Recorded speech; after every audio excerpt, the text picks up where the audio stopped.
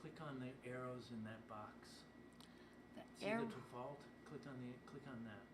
Right, go up and down. Okay, what do we read here? Road Podcaster. Click on that. Use okay, device.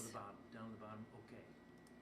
Bum bum bum, rum bum bum, bum bum bum, bum bum bum bum, bum. There we go. Rum bum bum, ba da da dum bum, bum ba dum ba ba dum. Bum bum bum bum bum, rum bum bum, bum bum bum bum, ba dum bum bum bum, bum bum bum, ba da da dum bum bum ba dum ba ba dum. Hello, my friends. Hi from Texas. And yeah, now you can hear me, right? You can hear me now. Good job, Perry and Joette. You fixed it, says Pamela. It's great to see everyone tonight. Now you can see me and hear me, and everything is moving along just as it should. And we have Dr. Samuel Hahnemann with us tonight, as we have. And I borrowed his beret tonight. I thought I'd wear it for a little while because it's kind of an inside joke with those in my academy, because a big part of what Dr. Hahnemann did that was particularly valuable was when he lived in Paris.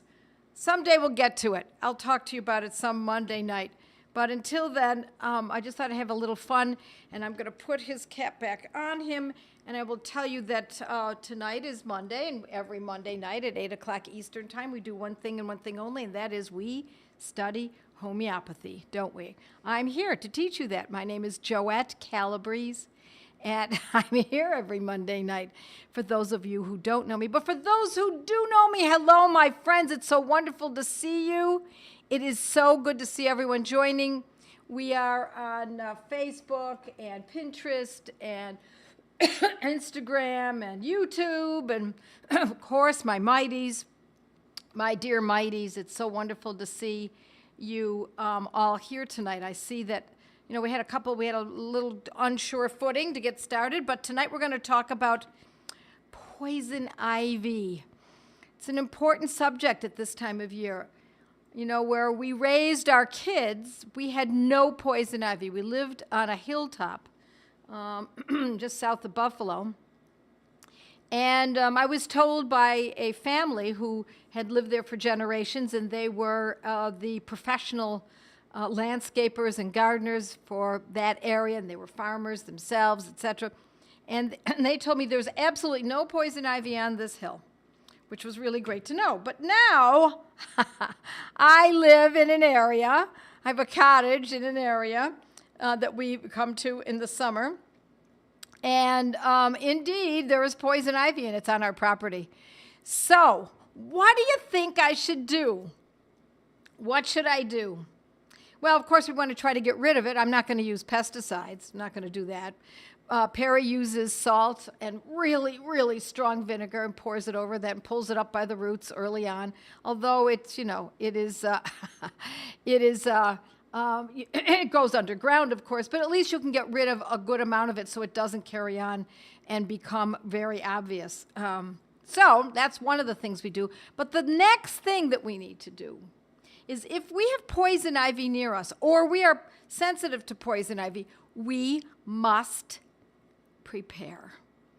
We must know what medicines to use, how to use them, and we must own them, my friends. It's the only way. And I'm not going to tell you that homeopathy fixes everything.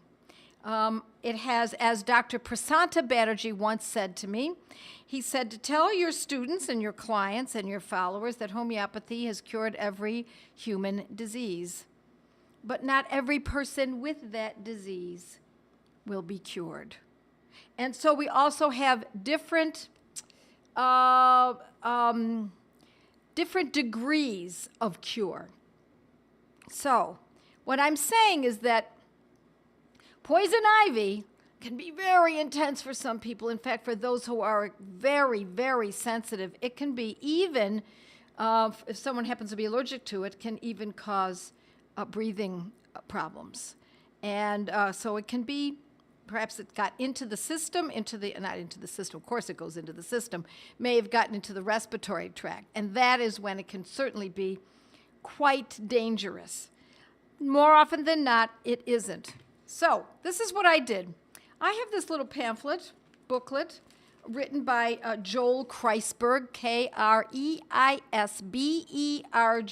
and I'm going to read a little bit from that, and I'm also going to show you what I found in my repertory. Leaves of 3, let it be. Berries white, take flight. And I love these statements. Harry Vine is no friend of mine. So the first time that we have written information about poison ivy was from John Smith. Isn't that interesting? Back in, when was that, 1600s. I love that information. I think it's particularly Captain John Smith in the early 1600s. And then early botanists named the plant Rhus toxicodendron. Rhus, R-H-U-S, toxicodendron.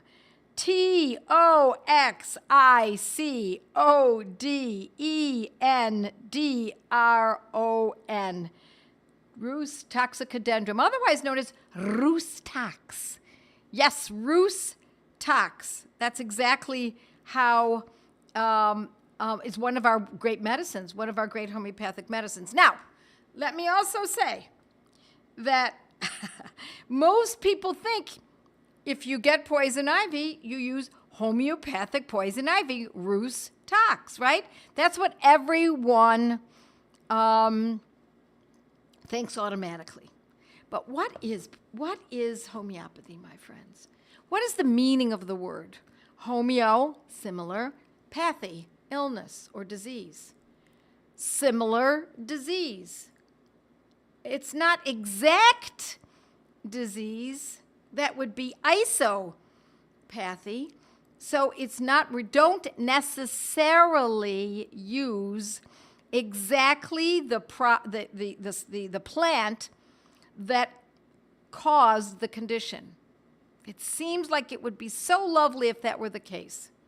Now, there's a little caveat with that, and I'll explain it in a moment. But what we're looking for is something that causes symptoms that are similar to what the person is experiencing at the moment. But let's go a little further. First, I want to say that when we use these homeopathic medicines, some cases are very severe, and other cases, of course, are not. So, but when we first get it, it's a very good idea to use whatever medicine that you choose. And I'm going to be talking about I think I'm going to talk about 6 of them, I think I've got written here. 1, 2, 3, 4, 5. Yeah, 5 remedies that you need to own.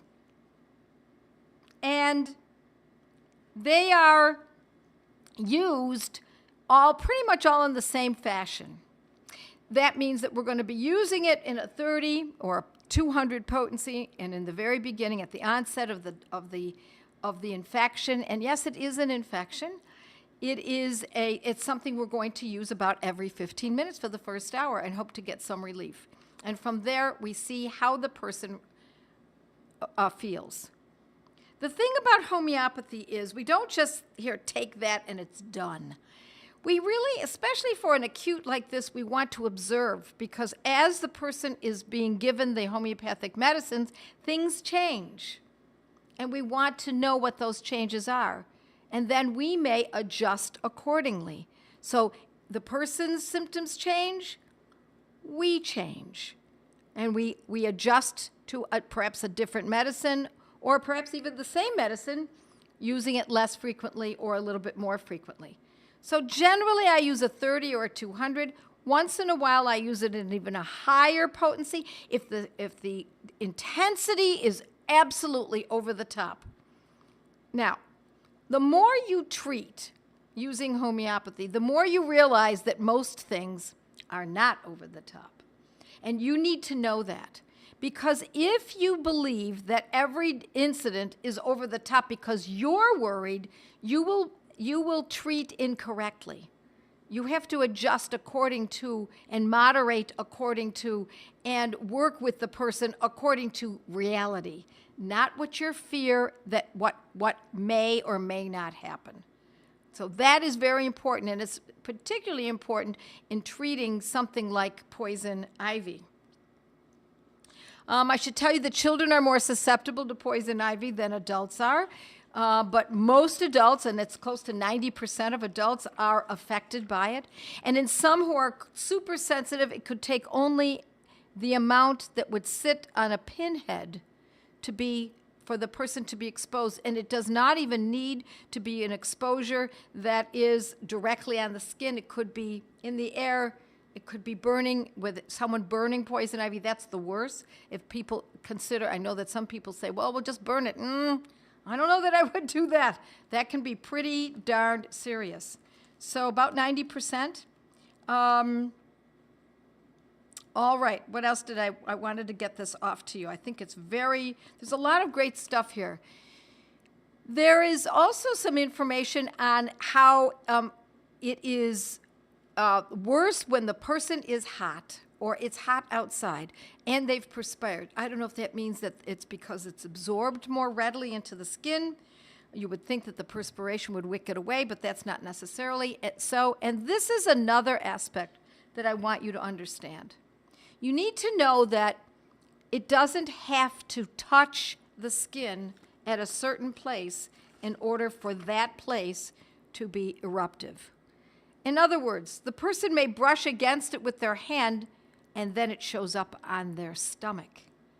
Or they sit in it by accident and their ankles have touched it, and indeed their ankles may show pustules, and that's where the rash develops. That's where the infection is concentrated. But then it goes to their face or behind their ears or on their scalp, etc. And most people think that means it must have been touched. Not necessarily so. This is an infection, and it does go through the system in a systemic fashion. And that, my friends, is important to know, because that's what's going to give you the key as to which medicines to use. What is the key? The fact that it shows up at different parts of the body, and when it shows up, and where it shows up, and how it shows up is what's going to tell you which homeopathic medicine is best chosen. Okay. Let's see. I've got some more information here.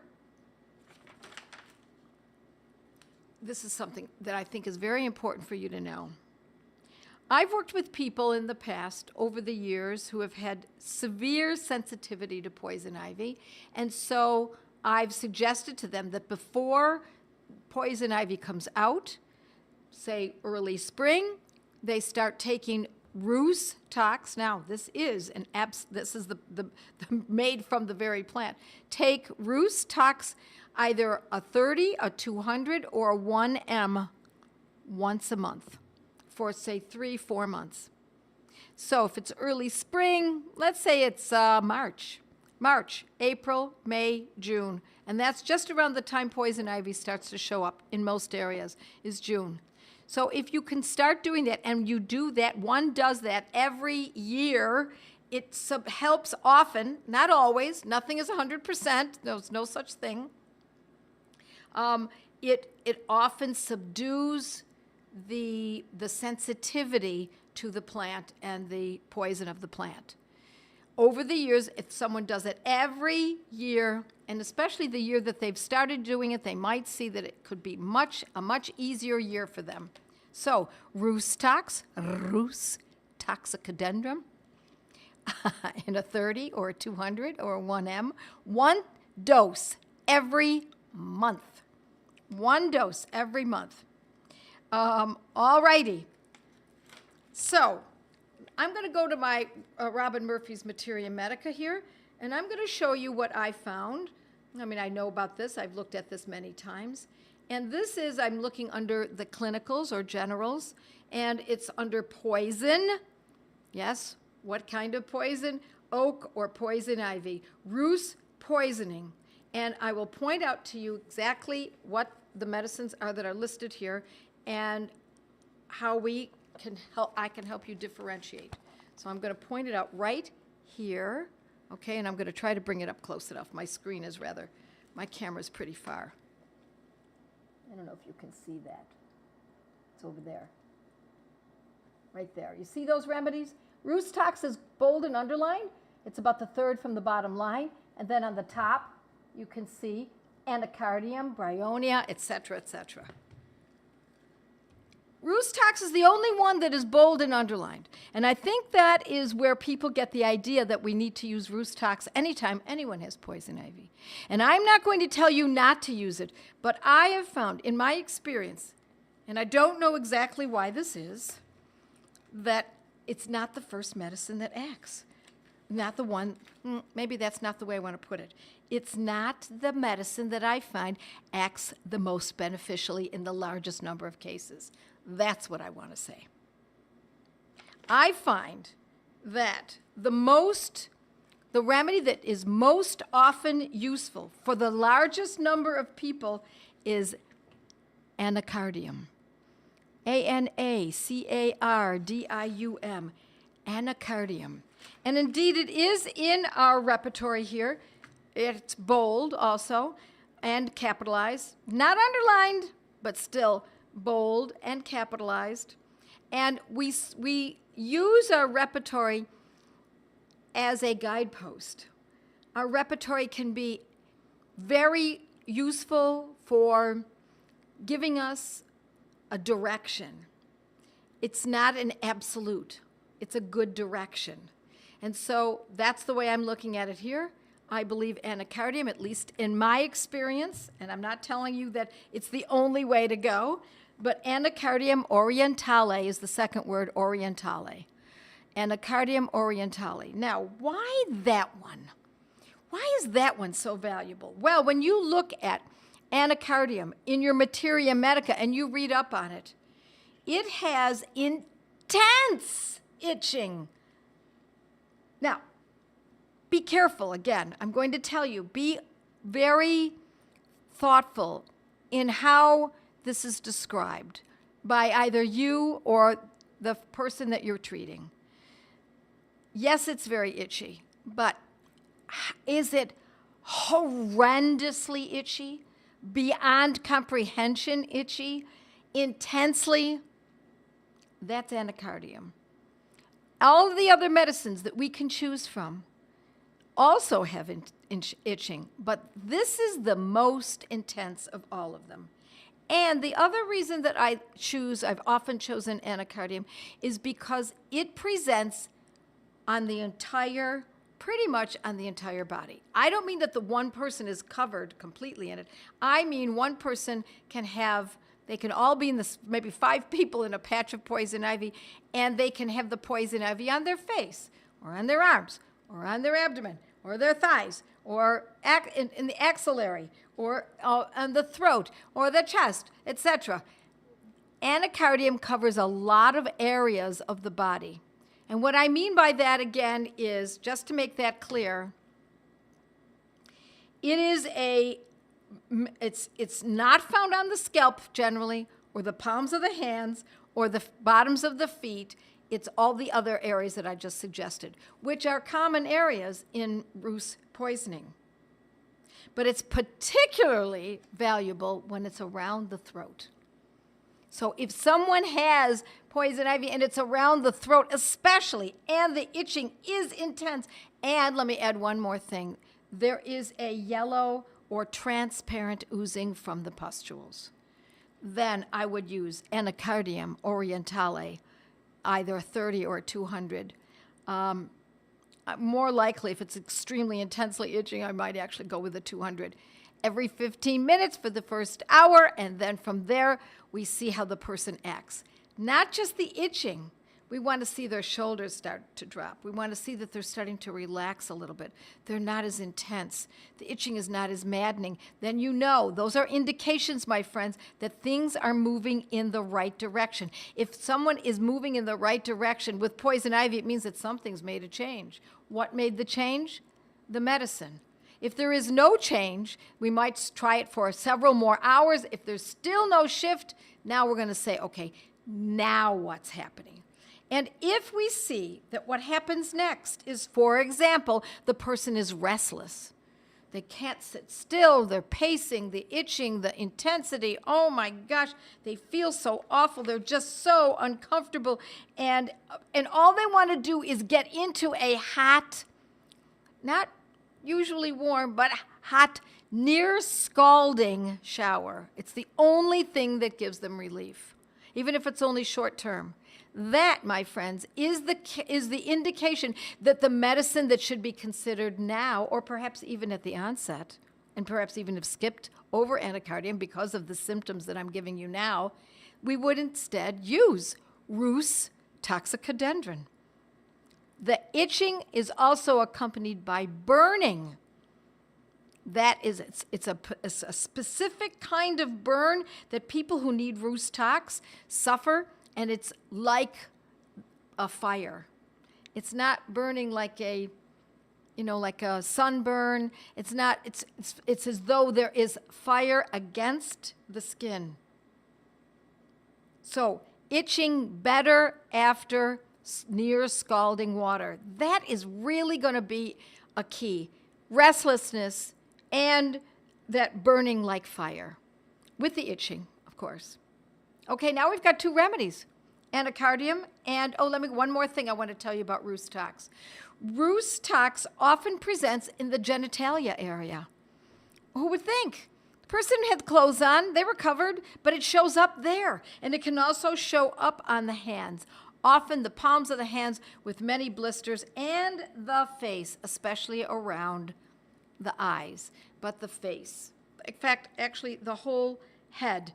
And the eyes, the face, the whole head, and palms of hands, genitalia. You see how we're differentiating how important it is that you look at what's happening.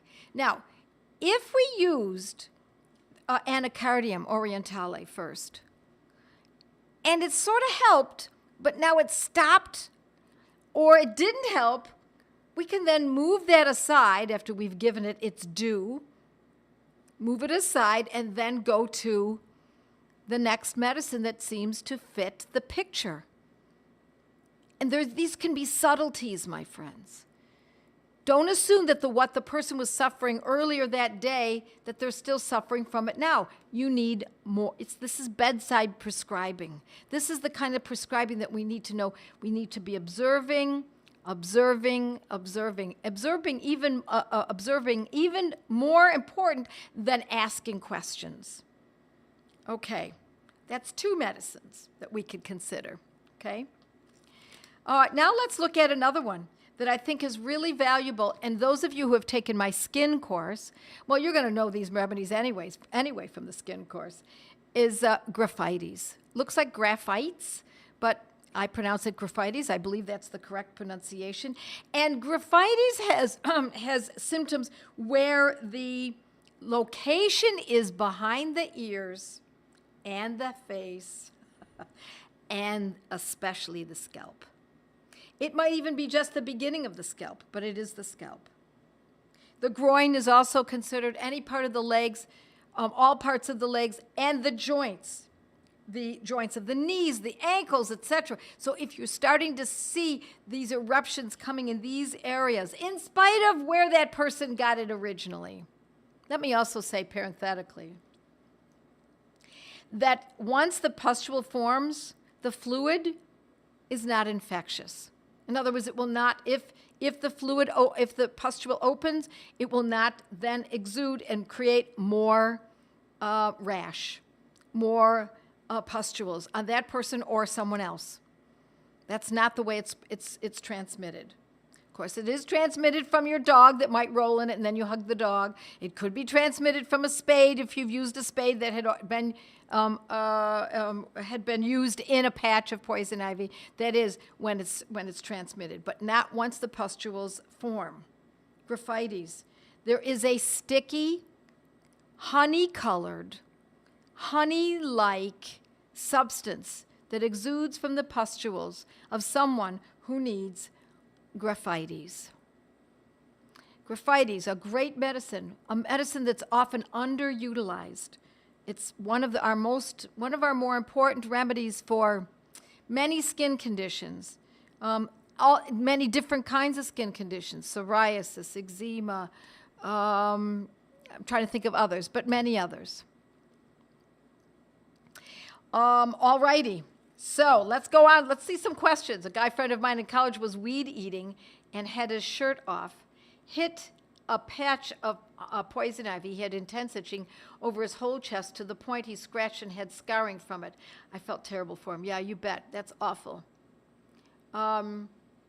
I've heard, says Francine, to take Rhus Tox 1M weekly for 1 month before the session starts. That's another way to do it. Yes, Francine, I have also used it that way. I should have mentioned that earlier. I like it once a month. But also, let's say you don't think of it early. You don't think of it first thing in the spring. By all means, 1M is another way to do it. Once a week for a month. Yes. Yes. I might even go a little bit longer than just 1 month. I might go 2 or 3 months if possible. I used to scald my rash for relief, says Shelley. That often, not 100%, but it often indicates the need for Rhus Tox. Yeah, everyone, I know you were saying that if it's, wow, I suffered as a kid and always thought my scratching, the pustules open, made it spread. Okay, let's see what else we've got. Even after being exposed to it as a child, I got my first case in my 50s. I gave my husband, says Anne, Rhus Tox 30 twice a day for his rusty gait, meaning joints and aching joints, not having anything to do with actual poison ivy at this point, and because he was very susceptible to poison ivy. And after many months of taking Rhus Tox, I realized it rooted out his allergy to poison ivy. That's exactly right. That's exactly how this works. So Rhus Tox is also one of our grand, very important medicines for joint pain, arthritis. I take it myself from time to time. It is one of our best medicines. We have a couple more medicines. Another one is Crotontiglium, great name. And the last one is Sulphur. Sulphur is one of those great polycrests, one of those medicines that is particularly valuable for the skin. I'm going to go to that one because people know that one. That is when the Rhus poisoning causes swelling of the face. There's the poison ivy erupts on the scalp. There is burning. There's restlessness. They scratch until they bleed. Now, you might say, well, that's awfully intense. How do we compare that sulfur picture, to anacardium that has the very, very intense itching? Well, there is still, you can scratch until you bleed, and then it also can be very uncomfortable, but intense itching is when someone really feels as though they're going to go out of their mind. My son, where'd it go, has an auto-sensitivity reaction according to a dermatologist. That's itchy, but not overkill. Worst on legs, but random spots appearing. Autosensitivity. I'm sorry. That's quite an explanation. I would say there's something else going on. Yes, I'd keep these medicines in mind for poison. Parsnip too, although it is sunlight activated, so maybe a better remedy is an arsenal is more a remedy arsenal is more effective. If a remedy seems to give the best healing response during treatment of a yearly chronic episode of poison ivy, could you use that specific remedy as a prophylactic before spring the next year? I don't know that I would go that route. I'm not saying you're doing the wrong thinking here. It is a very good point. I would get that thinking and put it in my hip pocket. And instead, I would start with the Rhus tox as the prophylactic, in spite of the fact that perhaps Anacardium did the good work the year before. But I'd have it available just in case. And then, if you find that it does indeed act, and that the Rhus tox using Rhus tox as a prophylactic didn't help, and then the next year you tried Anacardium because it had worked previously, I want to know. Let me know. Yeah, they're all the same, my friends. What potency for Graphites? I generally use Graphites in a 200, but you could use it in a 32. I really look at this as the more severe the symptoms, the longer lasting the condition, the more likely you're going to go a little bit higher potency, such as a 200.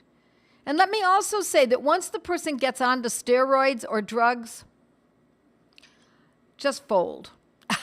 Really, I wouldn't even bother trying. Once someone is on steroids, there's no way of knowing what you're dealing with. You can't tell whether or not it's the steroids that are helping with the improvement, and of course, steroids do make people feel better in the short run. In the long run, they are, shall I say, problematic.